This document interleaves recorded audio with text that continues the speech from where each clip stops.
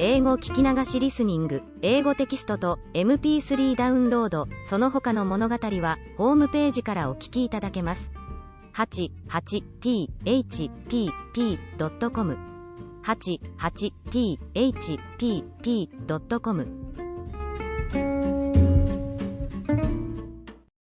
Cause hunting.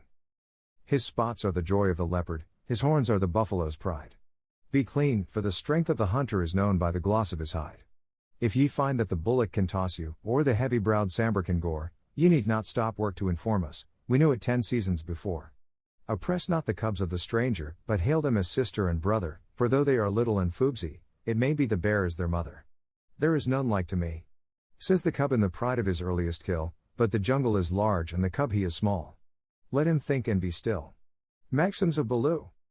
All that is told here happened some time before Mowgli was turned out of the Seeonee wolf pack, or revenged himself on Shere Khan the tiger. It was in the days when Baloo was teaching him the law of the jungle. The big, serious, old brown bear was delighted to have so quick a pupil, for the young wolves will only learn as much of the law of the jungle as applies to their own pack and tribe, and run away as soon as they can repeat the hunting verse: feet that make no noise, eyes that can see in the dark, ears that can hear the winds in their lairs, and sharp white teeth. All these things are the marks of our brothers except Tabaki the jackal and the hyena whom we hate. But Mowgli, as a man-cub, had to learn a great deal more than this. Sometimes Bagheera the Black Panther would come lounging through the jungle to see how his pet was getting on, and would purr with his head against a tree while Mowgli recited the day's lesson to Baloo. The boy could climb almost as well as he could swim, and swim almost as well as he could run. So Baloo, the teacher of the law, taught him the wood and water laws, how to tell a rotten branch from a sound one, how to speak politely to the wild bees when he came upon a hive of them 50 feet above ground, what to say to Mong the bat when he disturbed him in the branches at midday, and how to warn the water snakes in the pools before he splashed down among them. None of the jungle people like being disturbed, and all are very ready to fly at an intruder. Then, too, Mowgli was taught the stranger's hunting call, which must be repeated aloud till it is answered, whenever one of the jungle people hunts outside his own grounds.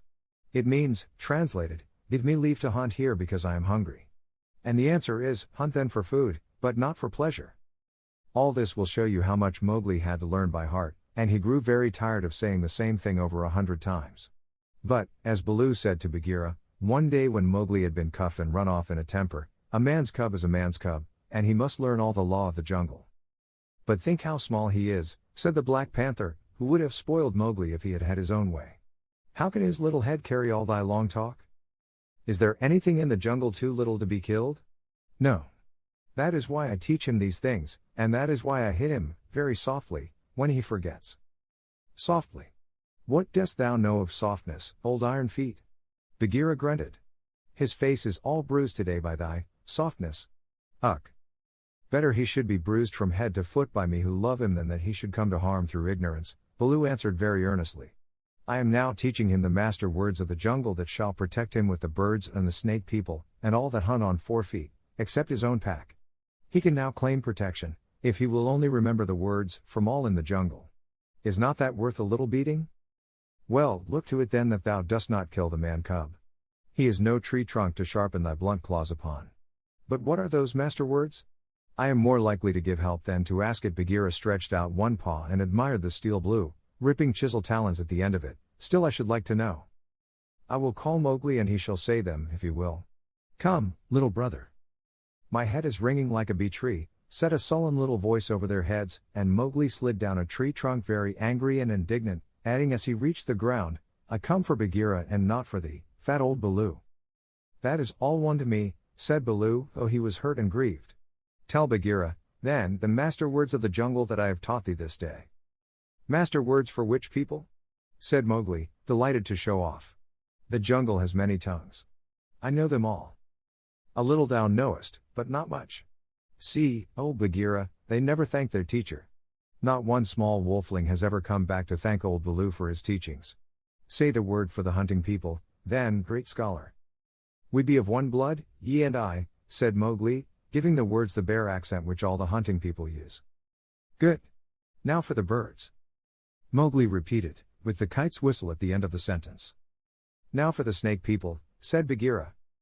The answer was a perfectly indescribable hiss, and Mowgli kicked up his feet behind, clapped his hands together to applaud himself, and jumped onto Bagheera's back, where he sat sideways, drumming with his heels on the glossy skin and making the worst faces he could think of at Baloo. There. That was worth a little bruise, said the brown bear tenderly. Some day thou wilt remember me. Then he turned aside to tell Bagheera how he had begged the master words from Hathi the wild elephant, who knows all about these things, and how Hathi had taken Mowgli down to a pool to get the snake word from a water snake, because Baloo could not pronounce it, and how Mowgli was now reasonably safe against all accidents in the jungle, because neither snake, bird nor beast would hurt him. No one then is to be feared, Baloo wound up, patting his big furry stomach with pride. Except his own tribe, said Bagheera, under his breath, and then aloud to Mowgli, have a care for my ribs, little brother. What is all this dancing up and down? Mowgli had been trying to make himself heard by pulling at Bagheera's shoulder fur and kicking hard. When the two listened to him he was shouting at the top of his voice, and so I shall have a tribe of my own, and lead them through the branches all day long. What is this new folly, little dreamer of dreams? Said Bagheera. Yes, and throw branches and dirt at old Baloo, Mowgli went on. They have promised me this. Ah. Woof. Baloo's big paws scooped Mowgli off Bagheera's back, and as the boy lay between the big forepaws he could see the bear was angry. Mowgli, said Baloo, thou hast been talking with the Bunder Log, the monkey people. Mowgli looked at Bagheera to see if the panther was angry too, and Bagheera's eyes were as hard as jade stones. Thou hast been with the monkey people, the grey apes, the people without a law, the eaters of everything. That is great shame. When Baloo hurt my head, said Mowgli, he was still on his back, I went away and the grey apes came down from the trees and had pity on me. No one else cared. He snuffled a little. The pity of the monkey people. Baloo snorted. The stillness of the mountain stream. The cool of the summer sun. And then, man cub? And then, they gave me nuts and pleasant things to eat, and they carried me in their arms up to the top of the trees and said I was their blood brother except that I had no tail, and should be their leader some day. They have no leader, said Bagheera. They lie. They have always lied. They were very kind and bade me come again. Why have I never been taken among the monkey people? They stand on their feet as I do. They do not hit me with their hard paws. They play all day. Let me get up. Bad Baloo, let me up. I will play with them again. Listen, man cub, said the bear, and his voice rumbled like thunder on a hot night. I have taught thee all the law of the jungle for all the peoples of the jungle, except the monkey folk who live in the trees. They have no law. They are outcasts. They have no speech of their own, but use the stolen words which they overhear when they listen, and peep, and wait up above in the branches. Their way is not our way. They are without leaders. They have no remembrance. They boast and chatter and pretend that they are a great people about to do great affairs in the jungle, but the falling of a nut turns their minds to laughter and all is forgotten. We of the jungle have no dealings with them. We do not drink where the monkeys drink, we do not go where the monkeys go, we do not hunt where they hunt, we do not die where they die. Hast thou ever heard me speak of the Bunder Log till today? No, said Mowgli in a whisper, for the forest was very still now Baloo had finished. The jungle people put them out of their mouths and out of their minds. They are very many, evil, dirty, shameless, and they desire, if they have any fixed desire, to be noticed by the jungle people. But we do not notice them even when they throw nuts and filth on our heads. He had hardly spoken when a shower of nuts and twigs spattered down through the branches, and they could hear coughings and howlings and angry jumpings high up in the air among the thin branches. The monkey people are forbidden, said Baloo, forbidden to the jungle people. Remember. Forbidden, said Bagheera, but I still think Baloo should have warned thee against them. I? How was I to guess he would play with such dirt? The monkey people. Faugh. A fresh shower came down on their heads and the two trotted away, taking Mowgli with them. What Baloo had said about the monkeys was perfectly true. They belonged to the treetops, and as beasts very seldom look up, there was no occasion for the monkeys and the jungle people to cross each other's path. But whenever they found a sick wolf, or a wounded tiger, or bear, the monkeys would torment him, and would throw sticks and nuts at any beast for fun and in the hope of being noticed. Then they would howl and shriek senseless songs, and invite the jungle people to climb up their trees and fight them, or would start furious battles over nothing among themselves, and leave the dead monkeys where the jungle people could see them. They were always just going to have a leader, and laws and customs of their own, but they never did, because their memories would not hold over from day to day, and so they compromised things by making up a saying, what the Bunder Log think now the jungle will think later, and that comforted them a great deal. None of the beasts could reach them, but on the other hand none of the beasts would notice them, and that was why they were so pleased when Mowgli came to play with them, and they heard how angry Baloo was. They never meant to do any more, the Bunder log never mean anything at all, but one of them invented what seemed to him a brilliant idea, and he told all the others that Mowgli would be a useful person to keep in the tribe, because he could weave sticks together for protection from the wind, so if they caught him, they could make him teach them. Of course Mowgli, as a woodcutter's child, inherited all sorts of instincts, and used to make little huts of fallen branches without thinking how he came to do it. The monkey people, watching in the trees, considered his play most wonderful. This time, they said, they were really going to have a leader and become the wisest people in the jungle, so wise that everyone else would notice and envy them. Therefore they followed Baloo and Bagheera and Mowgli through the jungle very quietly till it was time for the midday nap, and Mowgli, who was very much ashamed of himself, slept between the panther and the bear, resolving to have no more to do with the monkey people. The next thing he remembered was feeling hands on his legs and arms, hard, strong, little hands, and then a swash of branches in his face, and then he was staring down through the swaying boughs as Baloo woke the jungle with his deep cries and Bagheera bounded up the trunk with every tooth bared. The Bunder log howled with triumph and scuffled away to the upper branches where Bagheera dared not follow, shouting, "He has noticed us! Bagheera has noticed us! All the jungle people admire us for our skill and our cunning." Then they began their flight, and the flight of the monkey people through tree land is one of the things nobody can describe. They have their regular roads and crossroads, up hills and down hills, all laid out from 50 to 70 or 100 feet above ground, and by these they can travel even at night if necessary. Two of the strongest monkeys caught Mowgli under the arms and swung off with him through the treetops, 20 feet at a bound. Had they been alone they could have gone twice as fast, but the boy's weight held them back. Sick and giddy as Mowgli was, he could not help enjoying the wild rush, though the glimpses of earth far down below frightened him, and the terrible check and jerk at the end of the swing over nothing but empty air brought his heart between his teeth.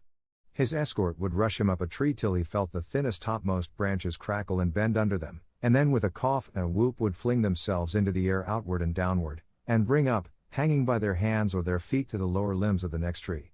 Sometimes he could see for miles and miles across the still green jungle, as a man on the top of a mast can see for miles across the sea, and then the branches and leaves would lash him across the face, and he and his two guards would be almost down to earth again. So, bounding and crashing and whooping and yelling, the whole tribe of Bunder log swept along the tree roads with Mowgli their prisoner. For a time he was afraid of being dropped. Then he grew angry but knew better than to struggle, and then he began to think.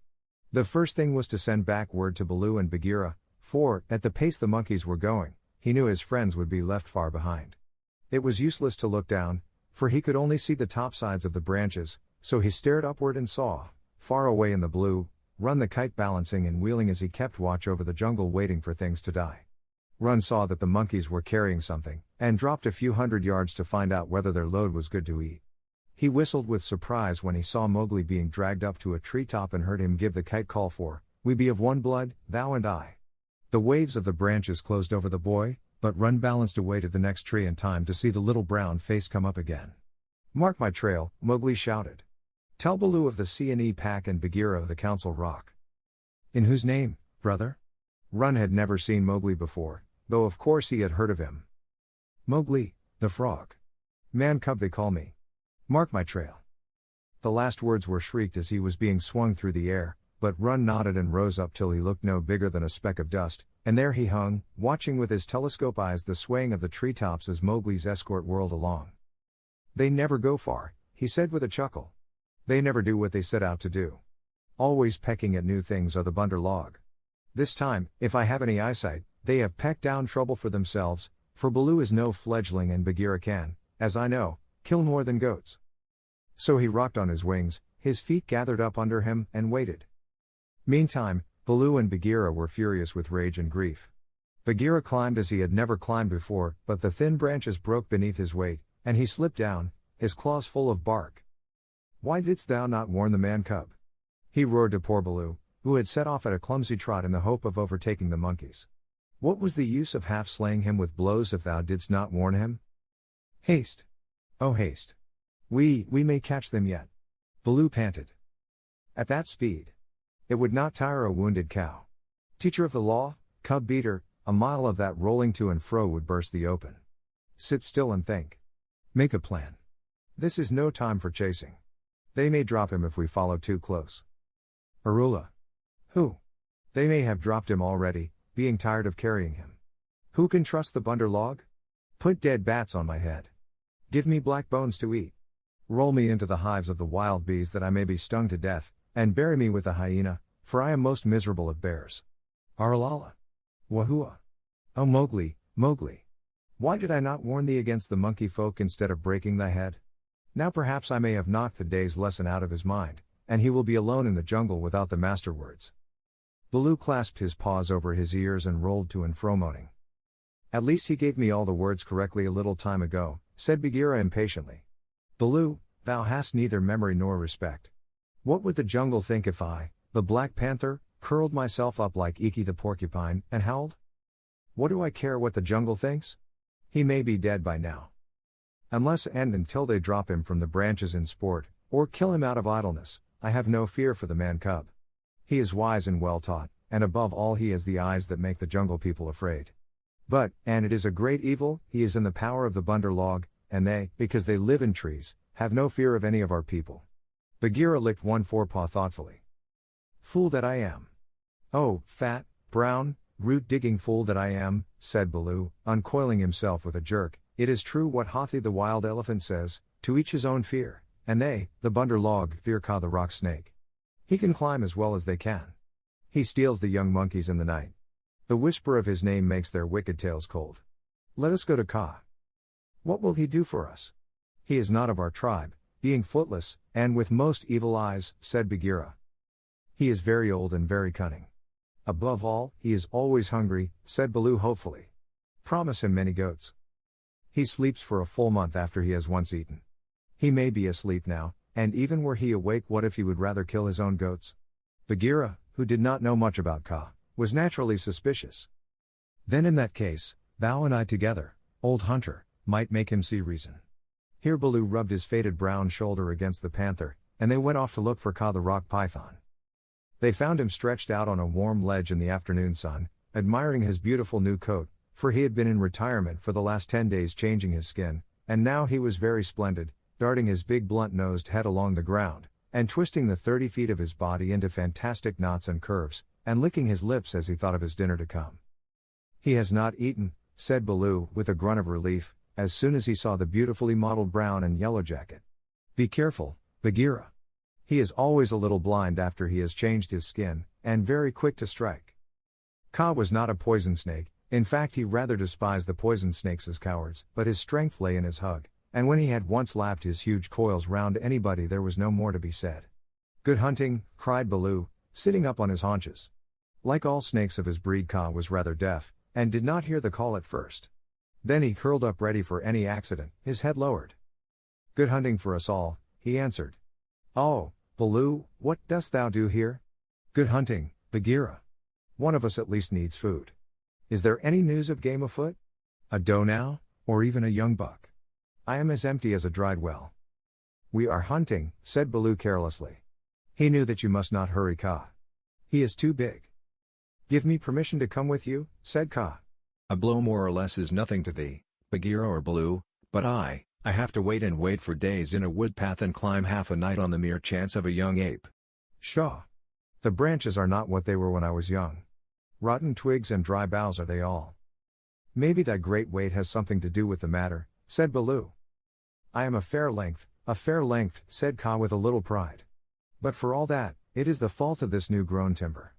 I came very near to falling on my last hunt, very near indeed, and the noise of my slipping, for my tail was not tight wrapped around the tree, waked the bunder log, and they called me most evil names. Footless, yellow earthworm, said Bagheera under his whiskers, as though he were trying to remember something. SSSSS. Have they ever called me that? Said Kaa. Something of that kind it was that they shouted to us last moon, but we never noticed them. They will say anything, even that thou hast lost all thy teeth, and wilt not face anything bigger than a kid, because they are indeed shameless, these bunder log, because thou art afraid of the he-goat's horns, Bagheera went on sweetly.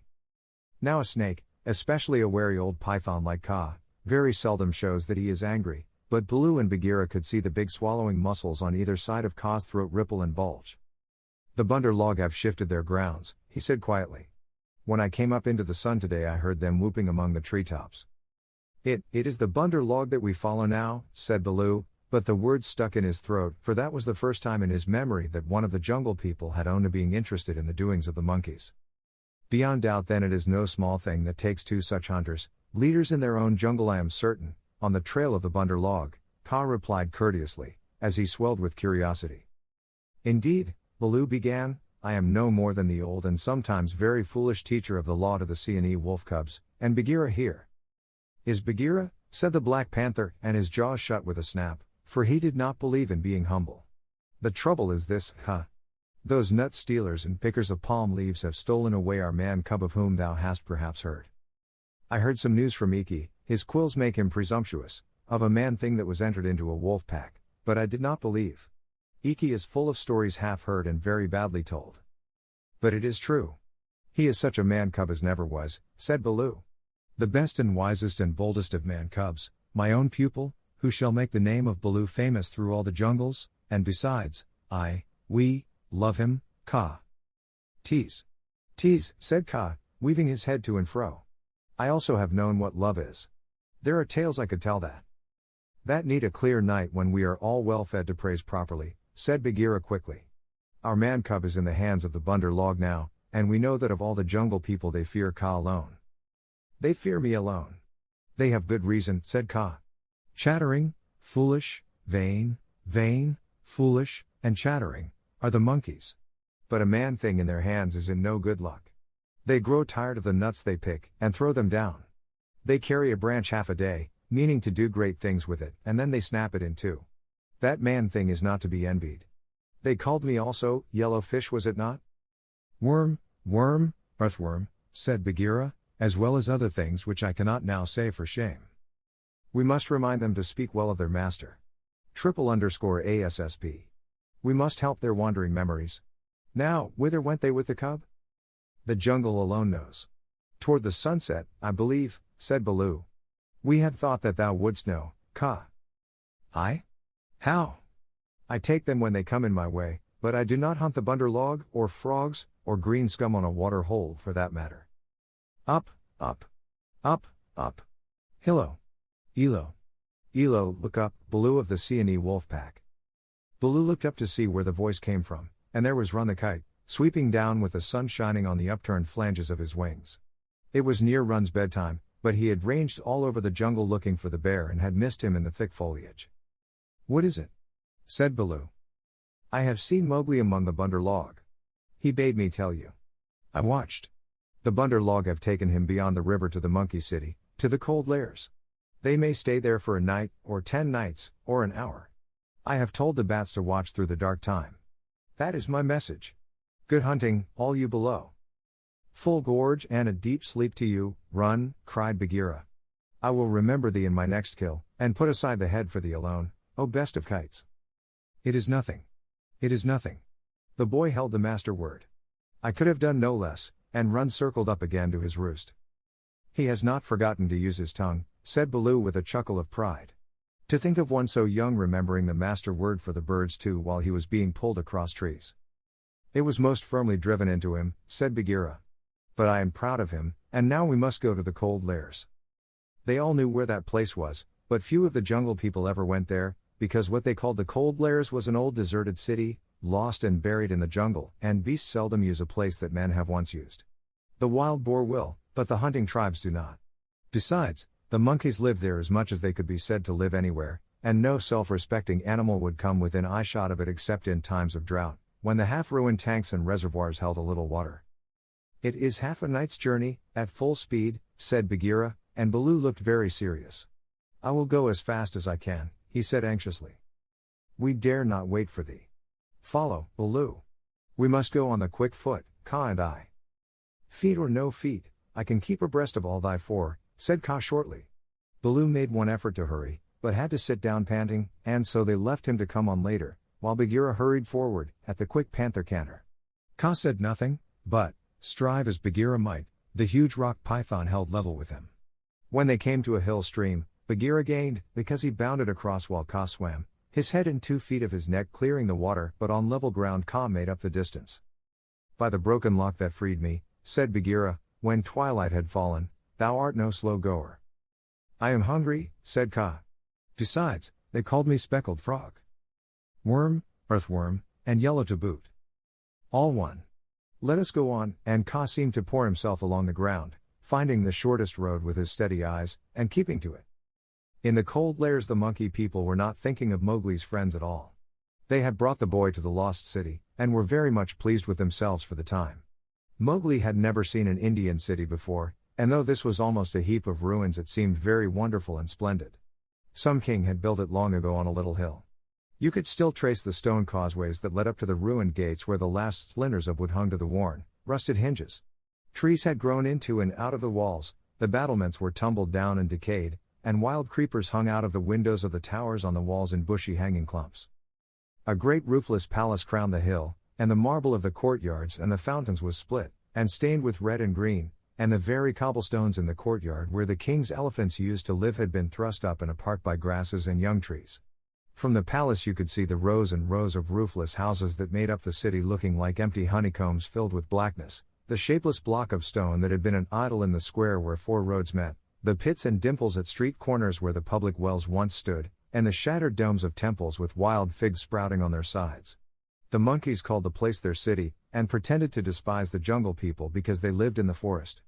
And yet they never knew what the buildings were made for nor how to use them. They would sit in circles on the hall of the king's council chamber, and scratch for fleas and pretend to be men, or they would run in and out of the roofless houses and collect pieces of plaster and old bricks in a corner, and forget where they had hidden them, and fight and cry in scuffling crowds, and then break off to play up and down the terraces of the king's garden, where they would shake the rose trees and the oranges in sport to see the fruit and flowers fall. They explored all the passages and dark tunnels in the palace and the hundreds of little dark rooms, but they never remembered what they had seen and what they had not, and so drifted about in ones and twos or crowds telling each other that they were doing as men did.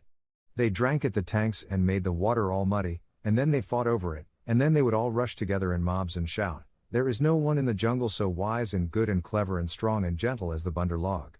Then all would begin again till they grew tired of the city and went back to the treetops, hoping the jungle people would notice them. Mowgli, who had been trained under the law of the jungle, did not like or understand this kind of life. The monkeys dragged him into the cold lairs late in the afternoon, and instead of going to sleep, as Mowgli would have done after a long journey, they joined hands and danced about and sang their foolish songs.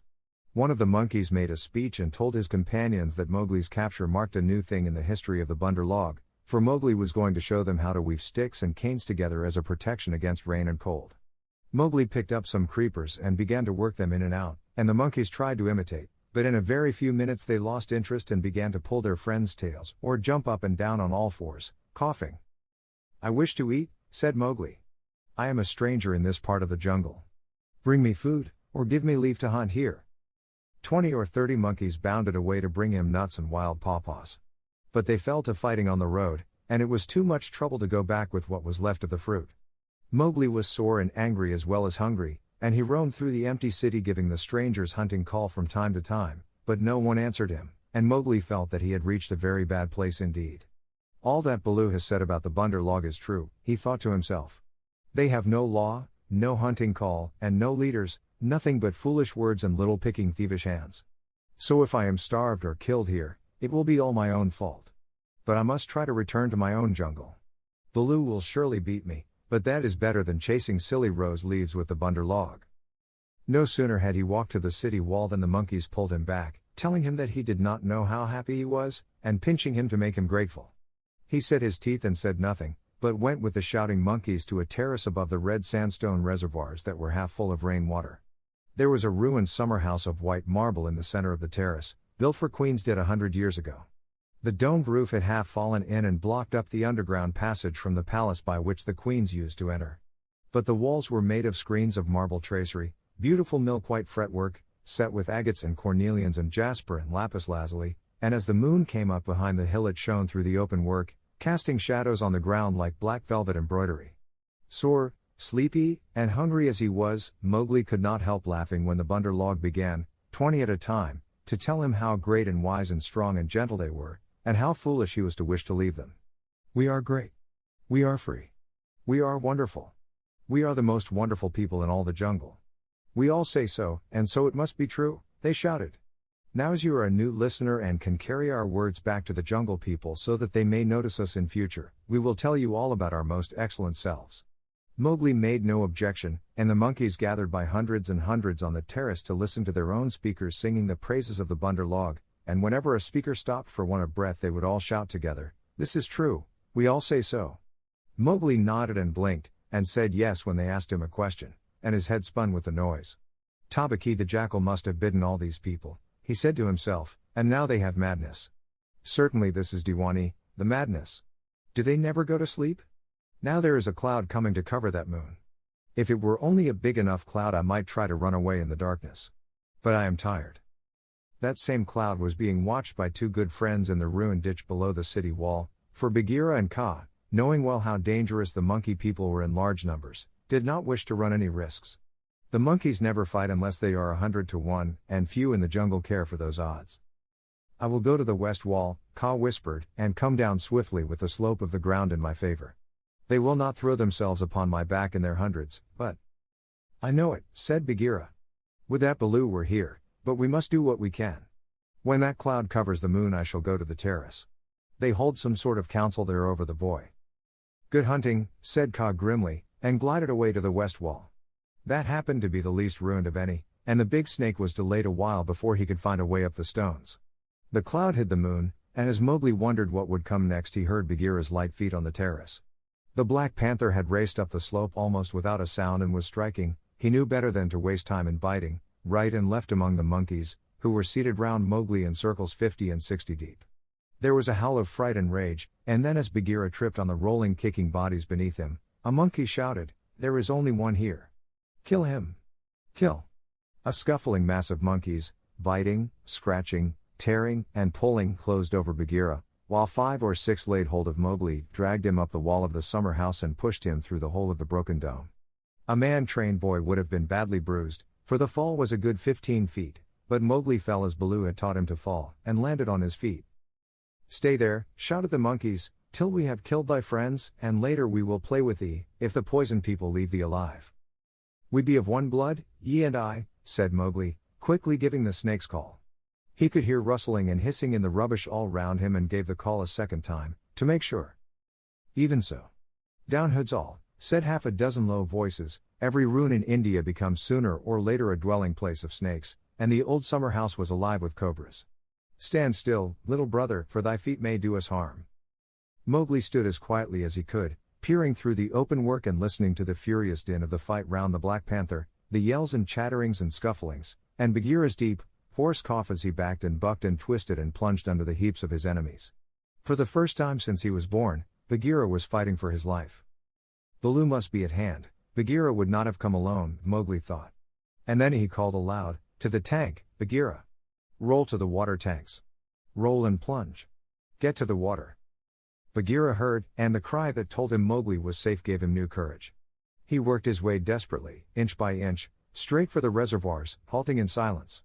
Then from the ruined wall nearest the jungle rose up the rumbling war shout of Baloo. The old bear had done his best, but he could not come before. "Bagheera," he shouted, "I am here. I climb. I haste. Ahura! The stones slip under my feet. Wait my coming, O most infamous Bunder log." He panted up the terrace only to disappear to the head in a wave of monkeys, but he threw himself squarely on his haunches, and, spreading out his forepaws, hugged as many as he could hold, and then began to hit with a regular bat bat bat, like the flipping strokes of a paddle wheel. A crash and a splash told Mowgli that Bagheera had fought his way to the tank where the monkeys could not follow. The panther lay gasping for breath, his head just out of the water, while the monkeys stood 3 deep on the red steps, dancing up and down with rage, ready to spring upon him from all sides if he came out to help Baloo. It was then that Bagheera lifted up his dripping chin, and in despair gave the snake's call for protection. "We be of one blood, ye and I," for he believed that Kaa had turned tail at the last minute. Even Baloo, half smothered under the monkeys on the edge of the terrace, could not help chuckling as he heard the Black Panther asking for help. Kaa had only just worked his way over the west wall, landing with a wrench that dislodged a coping stone into the ditch. He had no intention of losing any advantage of the ground, and coiled and uncoiled himself once or twice, to be sure that every foot of his long body was in working order. All that while the fight with Baloo went on, and the monkeys yelled in the tank round Bagheera, and Mong the Bat, flying to and fro, carried the news of the great battle over the jungle, till even Hathi the wild elephant trumpeted, and, far away, scattered bands of the monkey folk woke and came leaping along the tree roads to help their comrades in the cold lairs, and the noise of the fight roused all the daybirds for miles round. Then Ka came straight, quickly, and anxious to kill. The fighting strength of a python is in the driving blow of his head backed by all the strength and weight of his body. If you can imagine a lance, or a battering ram, or a hammer weighing nearly half a ton driven by a cool, quiet mind living in the handle of it, you can roughly imagine what Ka was like when he fought. A python 4 or 5 feet long can knock a man down if he hits him fairly in the chest, and Ka was 30 feet long, as you know. His first stroke was delivered into the heart of the crowd round Baloo. It was sent home with shut mouth in silence, and there was no need of a second. The monkeys scattered with cries of, Ka! It is Ka! Run! Run! Generations of monkeys had been scared into good behavior by the stories their elders told them of Ka, the night thief, who could slip along the branches as quietly as moss grows, and steal away the strongest monkey that ever lived, of old Ka, who could make himself look so like a dead branch or a rotten stump that the wisest were deceived, till the branch caught them. Ka was everything that the monkeys feared in the jungle, for none of them knew the limits of his power, none of them could look him in the face, and none had ever come alive out of his hug.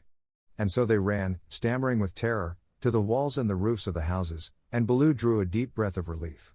His fur was much thicker than Bagheera's, but he had suffered sorely in the fight. Then Ka opened his mouth for the first time and spoke one long hissing word, and the faraway monkeys, hurrying to the defense of the cold lairs, stayed where they were, cowering, till the loaded branches bent and crackled under them. The monkeys on the walls and the empty houses stopped their cries, and in the stillness that fell upon the city Mowgli heard Bagheera shaking his wet sides as he came up from the tank. Then the clamor broke out again. The monkeys leapt higher up the walls. They clung around the necks of the big stone idols and shrieked as they skipped along the battlements, while Mowgli, dancing in the summer house, put his eye to the screenwork and hooted owl fashion between his front teeth, to show his derision and contempt. Get the man cub out of that trap, I can do no more, Bagheera gasped. Let us take the man cub and go. They may attack again. They will not move till I order them. Stay you so, Ka hissed, and the city was silent once more. I could not come before, brother, but I think I heard thee call. This was to Bagheera. I may have cried out in the battle, Bagheera answered. Baloo, art thou hurt? I am not sure that they did not pull me into 100 little beerlings, said Baloo, bravely shaking one leg after the other. Wow! I am sore. Ka, we owe thee, I think, our lives, Bagheera and I. No matter. Where is the manling? Here, in a trap. I cannot climb out, cried Mowgli. The curve of the broken dome was above his head. Take him away. He dances like Mao the peacock. He will crush our young, said the cobras inside. Ha, said Ka with a chuckle, he has friends everywhere, this manling. Stand back, manling. And hide you, O poison people. I break down the wall. Ka looked carefully till he found a discolored crack in the marble tracery showing a weak spot, made 2 or 3 light taps with his head to get the distance, and then lifting up 6 feet of his body clear of the ground, sent home half a dozen full power smashing blows, nose first. The screen work broke and fell away in a cloud of dust and rubbish, and Mowgli leapt through the opening and flung himself between Baloo and Bagheera, an arm around each big neck. Art thou hurt? Said Baloo, hugging him softly. I am sore, hungry, and not a little bruised. But, oh, they have handled ye grievously, my brothers. Ye bleed. Others also, said Bagheera, licking his lips and looking at the monkey dead on the terrace and round the tank. It is nothing, if thou art safe, oh, my pride of all little frogs. Whimpered Baloo. Of that we shall judge later, said Bagheera, in a dry voice that Mowgli did not at all like. But here is Ka, to whom we owe the battle, and thou owest thy life. Thank him according to our customs, Mowgli. Mowgli turned and saw the great python's head swaying a foot above his own. So this is the manling, said Ka. Very soft is his skin, and he is not unlike the bunder log. Have a care, manling, that I do not mistake thee for a monkey some twilight when I have newly changed my coat. We be one blood, thou and I, Mowgli answered. I take my life from thee tonight. My kill shall be thy kill if ever thou art hungry, O Ka. All thanks, little brother, said Ka, though his eyes twinkled. And what may so bold a hunter kill? I ask that I may follow when next he goes abroad. I kill nothing, I am too little, but I drive goats toward such as can use them. When thou art empty, come to me and see if I speak the truth. I have some skill in these, he held out his hands, and if ever thou art in a trap, I may pay the debt which I owe to thee, to Bagheera, and to Baloo, here. Good hunting to ye all, my masters. Well said, growled Baloo, for Mowgli had returned thanks very prettily. The python dropped his head lightly for a minute on Mowgli's shoulder. A brave heart and a courteous tongue, said he. They shall carry thee far through the jungle, manling. But now go hence quickly with thy friends. Go and sleep, for the moon sets, and what follows it is not well that thou shouldst see. The moon was sinking behind the hills, and the lines of trembling monkeys huddled together on the walls and battlements looked like ragged shaky fringes of things. Baloo went down to the tank for a drink, and Bagheera began to put his fur in order, as Kaa glided out into the center of the terrace and brought his jaws together with a ringing snap that drew all the monkeys' eyes upon him. The moon sets, he said. Is there yet light enough to see? From the walls came a moan like the wind in the treetops. We see, O Kaa. Good. Begins now the dance of the hunger of Kaa. Sit still and watch. He turned twice or thrice in a big circle, weaving his head from right to left. Then he began making loops and figures of 8 with his body, and soft, easy triangles that melted into squares and 5-sided figures, and coiled mounds, never resting, never hurrying, and never stopping his low humming song. It grew darker and darker, till at last the dragging, shifting coils disappeared, but they could hear the rustle of the scales. Baloo and Bagheera stood still as stone, growling in their throats, their neck hair bristling, and Mowgli watched and wondered. Bunder Log, said the voice of Kaa at last, can ye stir foot or hand without my order? Speak. Without thy order we cannot stir foot or hand, O Kaa. Good. Come all one pace nearer to me. The lines of the monkeys swayed forward helplessly, and Baloo and Bagheera took one stiff step forward with them. Nearer, hissed Kaa, and they all moved again. Mowgli laid his hands on Baloo and Bagheera to get them away, and the two great beasts started as though they had been waked from a dream. Keep thy hand on my shoulder, Bagheera whispered. Keep it there, or I must go back to Kaa. Ah. It is only old Kaa making circles on the dust, said Mowgli.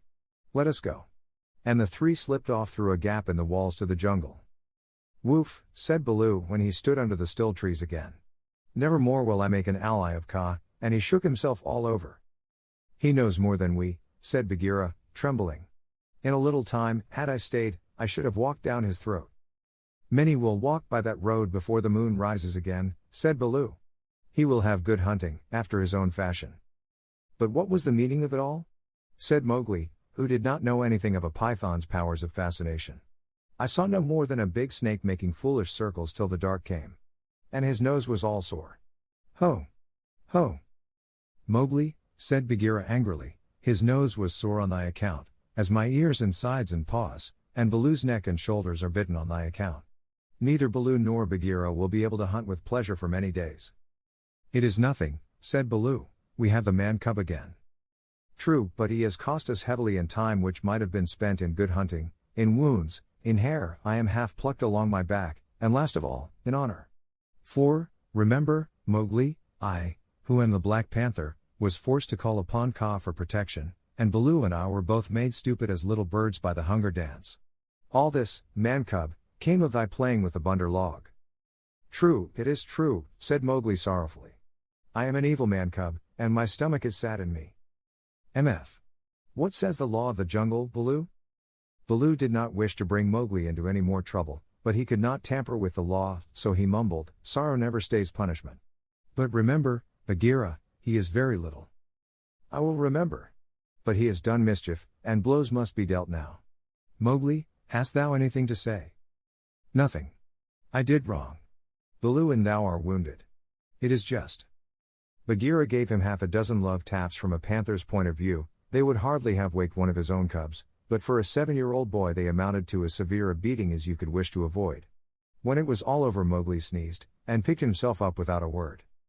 Now, said Bagheera, jump on my back, little brother, and we will go home. One of the beauties of jungle law is that punishment settles all scores.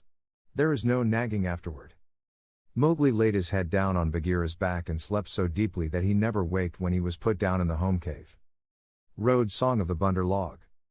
Here we go in a flung festoon, halfway up to the jealous moon. Don't you envy our pranceful bands? Don't you wish you had extra hands? Wouldn't you like if your tails were, so, curved in the shape of a Cupid's bow? Now you're angry, but, never mind, brother, thy tail hangs down behind. Here we sit in a branchy row, Thinking of beautiful things we know, dreaming of deeds that we mean to do, all complete, in a minute or two, something noble and wise and good, done by merely wishing we could. We've forgotten, but, never mind, brother, thy tail hangs down behind. All the talk we ever have heard uttered by bat or beast or bird, hide or fin or scale or feather, jabber it quickly and all together. Excellent. Wonderful. Once again. Now we are talking just like men. Let's pretend we are, never mind, brother, thy tail hangs down behind. This is the way of the monkey kind. Then join our leaping lines that scumfish through the pines, that rocket by where, light and high, the wild grape swings. By the rubbish in our wake, and the noble noise we make, be sure, we're going to do some splendid things.